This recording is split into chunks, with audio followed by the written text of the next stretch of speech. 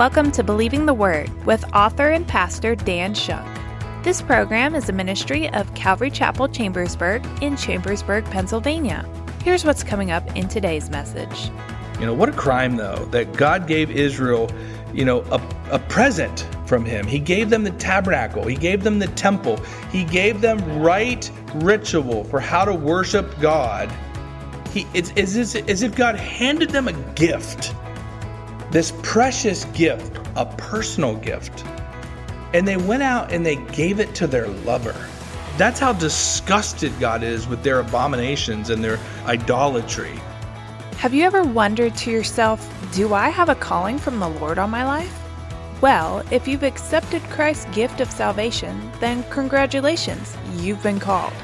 And no matter where you find yourself in life, your calling is to be a witness of the Lord to those around you. You may question how, in my particular circumstances, could I possibly be a witness? Well, the prophet Ezekiel happened to find himself, with his people, captive in a foreign land. Talk about challenging circumstances. Yet, through Ezekiel, the Lord uses some unique tactics to reach his people. So let's take a lesson from Ezekiel here in being obedient to the Lord's call on our life, regardless of where life has us. Now here's Pastor Dan in the book of Ezekiel as he continues his message, Symbolically Led to Reality. We ultimately don't have a choice but to get ourselves a little muddy, don't we? How can you serve the Lord and not get yourself a little bit sinned up and a little bit banged up, a little bit dirty? It's going to happen, right? The first one I thought of was there's a proverb that says, "In the multitude of words there wanteth not sin." When you open your mouth to try to reach a lost world for Christ, guess what? It's not going to be perfect. Something's going to come out that's wrong, and we're not going to be able to do it exactly right. But I want you to hear this example, because this one comes straight from our Lord in Luke chapter 14. Listen to this and think about how, as we go about serving the Lord, the only way to attempt to be sin-free would be you'd have to do nothing. And then you've completely gotten rid of half the sins of commission. But now you've just opened up a can of worms with all the sins of omission, the things that you should be doing that you're not. And so it's just impossible to go about the Lord's business without some element of sin, as Ezekiel is finding out. Listen to the way the Lord gave this in Luke chapter 14, verse 16. We call this the parable of the dinner. Verse 16, he says, the Lord, this is Jesus himself speaking. A man was given a big dinner, and he invited many. And at the dinner hour, he sent his slave to say to those who he had invited, "Come, for everything is ready now." But they all alike began to make excuses. The first one said to him, "I have bought a piece of land, and I need to go out and look at it. I ask you, consider me excused." And another one said, "Well, I have bought a yoke of oxen, and I have to go try them. Please, I ask you, consider me to be excused."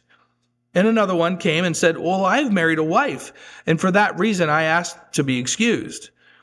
And then in verse 21, Jesus continues, "And then the slave came back, and he reported these things to his master. Then the head of the household became angry and said to his slave, 'Well, then go out at once into the streets and to the lanes of the city, and bring in here the poor and the cripple and the blind and the lame.' And the slave said, 'Master, what you commanded I have done, and yet there is still room at your dinner.' And the master said to the slave, 'Go out now into the highways and along the fences, and compel them to come in, so that my house may be filled. For I tell you, none of these men who were invited shall taste of my dinner.'" Now, look, there's many parts of that account that we could look into, but this is the part I want you to think about. The servants were sent out, first of all, to the people that should naturally come. That should have been easy. It didn't happen. So where do they have to go? They had to go out to the cities. They had to go all around. They first started with the poor. They brought in the poor. And then they kept going. In this service to the king and trying to invite people into the kingdom, they had to go everywhere. They didn't just go to the less fortunate. Then they went out to the highways and the byways and the fences and the places where the scoundrels are. And they were inviting them. You don't think you're going to stumble across a little bit of sin here and there as you're going down to the bar to invite somebody to church? Something is going to happen. You're not going to be able to do it perfectly. Things are going to happen. And I tell you, let it be okay. If your pursuit is to serve the Lord, then do it. Why do you think the Lord washed their feet? I ask you, why did he wash their feet? He didn't not wash their feet. He also didn't give them a bath. He washed their feet. In fact, Peter objected and said, whoa, if you're gonna wash my feet, then wash all of me. And Jesus said, no, those that have had a bath, those that have been saved, don't need to have a bath again. They only need to wash their feet. Why? Because we're walking through this world getting sinned up, getting dirty. And so Ezekiel is finding that same thing out, that as you go through this life, you're gonna get dirty. And he's to act out the embarrassment of this sin that's coming upon them and to show them the humiliation of that they won't even have the option to live by their kosher diet. And now let's go finally to our third and final point here. It's chapter 5, and it's really pretty much the whole chapter here, chapter 5. And let's begin in verse 1. What we're going to see in chapter 5, the symbol that's going to be utilized is the symbol of a morning shave. Please note, morning is spelled M-O-U-R-N. A morning shave, not just in the when you first wake up, but a morning shave as in lamenting that he has to do this. Shaving off your hair as a sign of mourning. And what is this going to symbolize? It's going to symbolize the depth of the judgment that's coming. The absolute depravity of it all, the depth of it. Chapter 5, verse 1. Now, as for you, son of man, take a sharp, it says sword, maybe it's a long knife. Take and use it as a barber's razor on your head and beard. Then take scales for weighing and divide the hair. In verse 2, 1/3 of it you will burn in the fire at the center of the city when the days of the siege are fulfilled.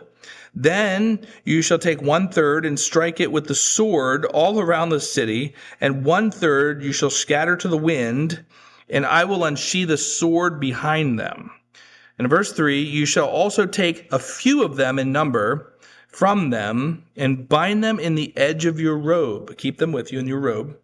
And verse 4, take again some of them out of your robe and throw them into the fire and burn them in the fire. From it, a fire will spread to all the house of Israel. So this is honestly, if you were there and you saw him doing this, he doesn't just shave his head and beard, but then he takes some and he burns it in the fire. Okay, well, that's not that weird. But then he takes some more of it and he starts beating it up with a sword. That's kind of weird. So he had to do these things. And remember, it's designed to get their attention. Like, what is he doing now? And so what is this representing? Well, first of all, to shave your head and your beard, this is a sign of mourning. So they should automatically know that. He's to use this to describe the fate of Jerusalem. So as he went through each of these parts here, you see that about 1/3 of the people will die in the siege by fire. About 1/3 will die by the sword. And then about 1/3 will go into exile. And then, of course, a few, this faithful remnant, they will be protected, but yet they will continue to suffer persecution themselves as well. And we know at least Jeremiah was among them, this faithful remnant that was left, and even that group would still continue to suffer persecution back in Israel and even Egypt. So now look, this isn't done because God doesn't care for Ezekiel or his hair. This is not why he's doing this. It's quite the opposite, actually. It's because God is warning them all. That's what this is for. Did you know that God knows every hair on your head? Did you know that from the scripture? Have you heard that before? Well, I want to point something out to you if you didn't already know this. The scripture doesn't say that God knows how many hairs on your head you have. It doesn't say that. What it actually says is God knows the number of every hair on your head. I mean, that the one that just fell out here a second ago, God could pick that up and he'd say like, oh, that's number 4,283. That's what that one is. I know all about that one. That's what it means when the scripture says he's counted the number of the hairs on your head. It's not that he knows the total number. It's that he knows every one of them. Do you think God doesn't care about every one of the hairs that Ezekiel had to cut off? No. It's quite the opposite. It's quite the opposite. He cares about every last detail of our lives. He wouldn't have Ezekiel do this unless it was of great meaning for those that will get to see this. We're going to be in heaven, and one of these years in heaven, you're going to meet somebody that repented and came to Christ because of these things that Ezekiel did and that he acted out. And it was worth it. It was worth it. All of these things Ezekiel went through was worth it. And that's the same thing for us. If the Lord puts us through something, it's going to pay off. It's going to be worth it. Let's go to verse 5. Verse 5, then says Lord Yahweh, this is Jerusalem. I have set her in the center of the nations, with lands all around her, but she has rebelled against my judgments more wickedly than the nations, and against my statutes more than the lands which are around her. For they have rejected my judgments and have not walked in my statutes. Therefore, in verse 7, thus saith the Lord Yahweh, because you have more turmoil than the nations which are around you, and have not walked in my statutes, nor done my judgments, nor done the judgments of the nations which are all around you. Therefore, in verse 8, thus saith Lord Yahweh, behold, even I, am against you, and I will execute judgments among you in the sight of those nations. And I will do among you what I have done, and the like of which I will never do again, because of your abominations. And now in verse 10, therefore, this is crazy. Therefore, fathers will eat their sons among you, and sons will eat their fathers. And yes, it means that. For I will execute judgments on you and scatter all your remnant to every wind. That means all over the world. Now, a couple of things I'll point out in these verses. Number one, he does mention how Jerusalem is the center of the nations. It's the center geographically. It's the center historically. Jerusalem is the center in redemptive ways. Jerusalem is the center of the world. You can make any flat map you want. You can put the Atlantic Ocean in the middle of it. It doesn't matter. Jerusalem is the center of the world. I think I told you that one time I saw a picture of our president in the Prime Minister of Australia's office, and they were standing in front of her giant map on her wall. And of course, what did her map have? It had Australia right in the center of the map. And I don't even just mean left or right. I also mean up and down. It had Australia in the center of this rectangular map like you would see, except it didn't have the Atlantic Ocean in the middle. It had Australia. And so, from their perspective, they're like, well, we're the center, right? Well, from God's economy, Israel is the center, and it always will be until the end. You cannot have a proper theology. You can't have what's theology? Study of God, right? You can't have a proper theology. You can't have a proper soteriology, which is the study of salvation and how we come to God. You can't have a proper eschatology, a study of the end times, unless you have a proper Israelology. That's not a word, but it is right now. You have to have a proper understanding of who Israel is from beginning to end, or you will have the understanding of God, the understanding of your own salvation, and the understanding of God's plan in the end will be all out of whack. And so please accept this. When he says that Israel is the center of the nations, it's not the White House. It's not Wall Street. It's not Nashville or Hollywood. It's Jerusalem. This is the center of the world. Accept it. The sooner you accept it, the better it will be for your learning and education. So, because God works among Israel, yet they turn from him. And there is now great accountability, is what he's pointing out to them in these verses 5 through 10. They have an even greater accountability now and greater judgment because they had this knowledge of God more than the nations around them, and they rebelled against it.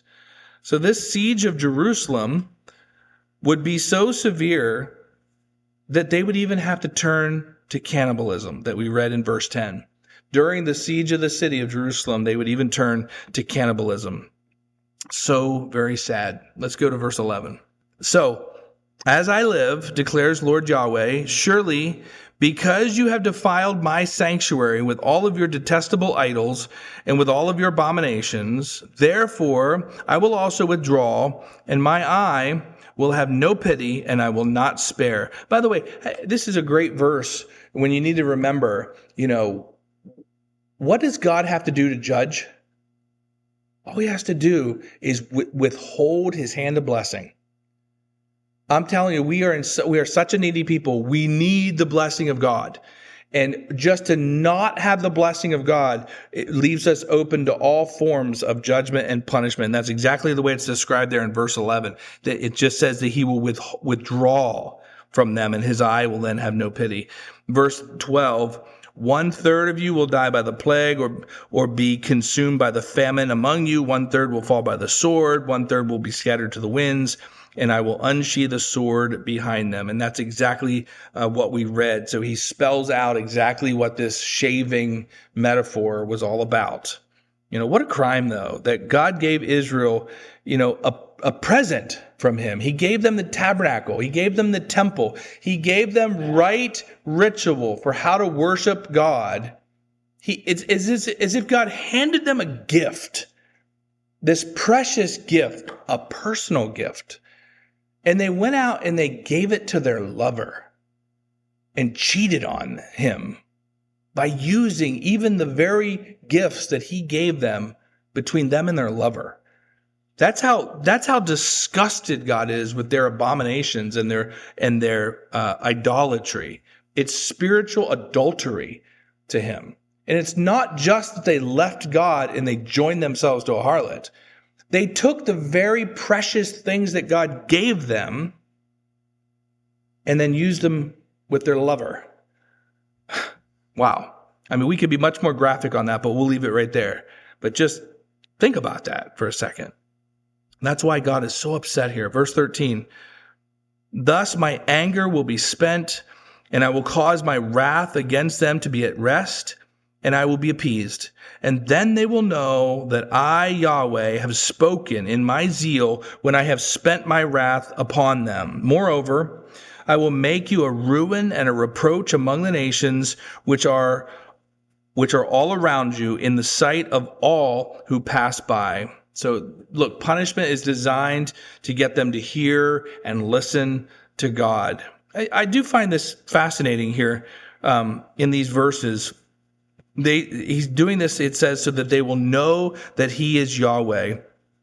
The acts of God, when God moves, when God acts, the acts of God are designed to get us to believe the previous words of God.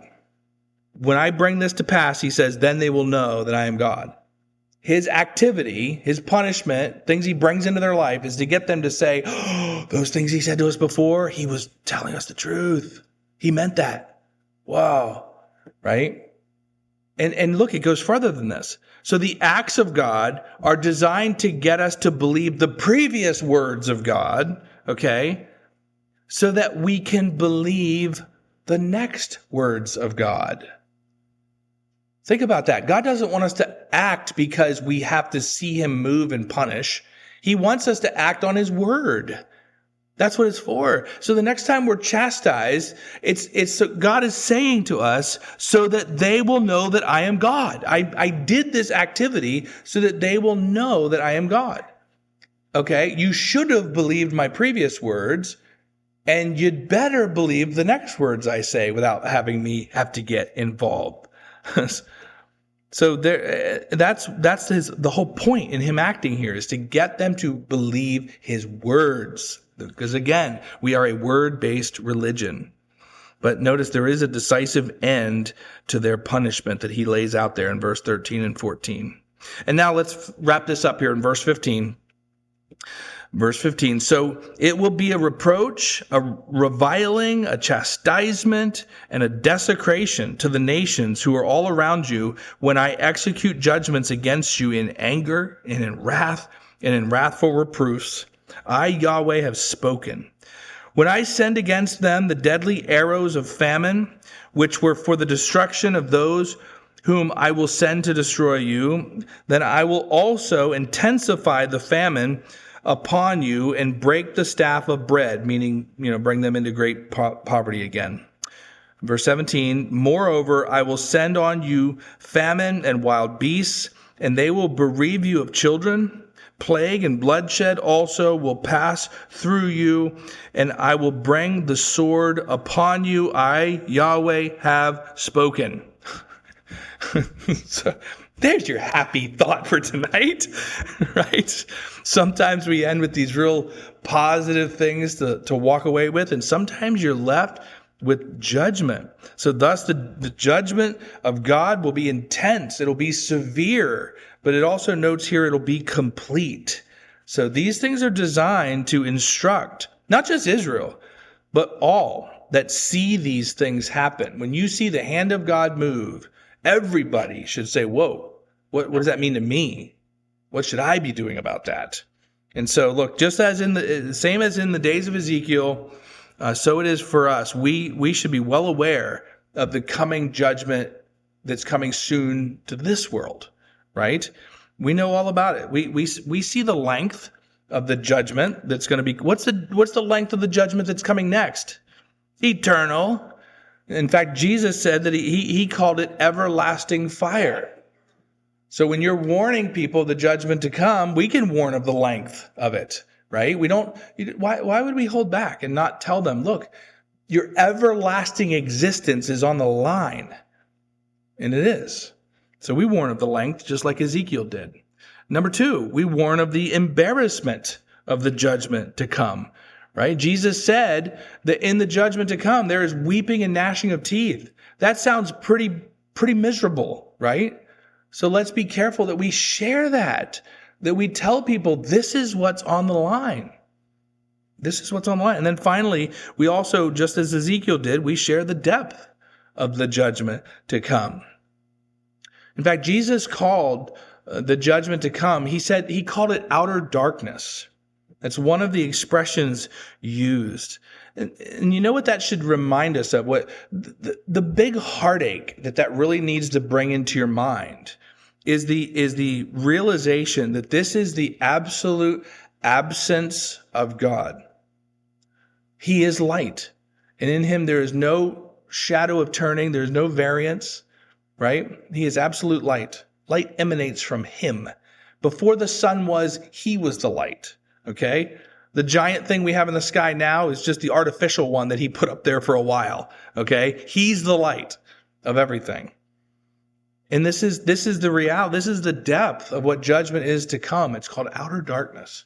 The absolute lack of any ability to even get anywhere close to having God in your life. I mean, even now, believers have the light of the gospel that kind of pings up against the side of them, makes them think every now and again, and they have that little bit of light that's trying to shine into their life. But if they reject that little bit of light that's trying to shine in, there's nothing left but outer darkness for them. My sister was, I've never been there, but my sister was in Luray Caverns. Is that West Virginia, I think? Does anybody know? Yeah. Virginia, yeah. And they say in some of these caves that when you go in, you can feel the darkness because it's so crazy dark that you can feel like you're sitting in darkness. I don't even know what that means. But I think it would be an interesting experience. And people that have tried these things and they've gone crazy from being in such darkness for long periods of time. So if we truly just examine these aspects of the coming world judgment, it really should prompt us to warn our friends and family that they can right now flee to the cross. Flee to the cross now and find salvation and have that judgment forgiven now. There is an escape from this judgment even now. And I want to meet some of these people that Ezekiel's message helped bring to salvation because he was faithful just to do what the Lord asked him to do in describing the judgment to come. And we need to do the same thing, right? So let's stay busy for the Lord. You've been listening to Believing the Word, a ministry of author and pastor Dan Shunk at Calvary Chapel Chambersburg in Chambersburg, Pennsylvania. Pastor Dan has been teaching through a series in the book of Ezekiel. We'd love to get connected with you and hear about how God is working in your life through this teaching program. You can reach us by phone at 717-500-1102. Again, that number is 717-500-1102. You can also check us out at our website at ccchambersburg.org, where you can learn more about the ministry of Calvary Chapel Chambersburg and find our chapter-by-chapter messages. If you're in the Chambersburg area, we'd love to have you join us Sunday mornings and Thursday evenings on 5121 Coffee Avenue. Thank you for joining us today. We'll be back with more from the book of Ezekiel. But until then, this has been Believing the Word with Pastor Dan Shunk.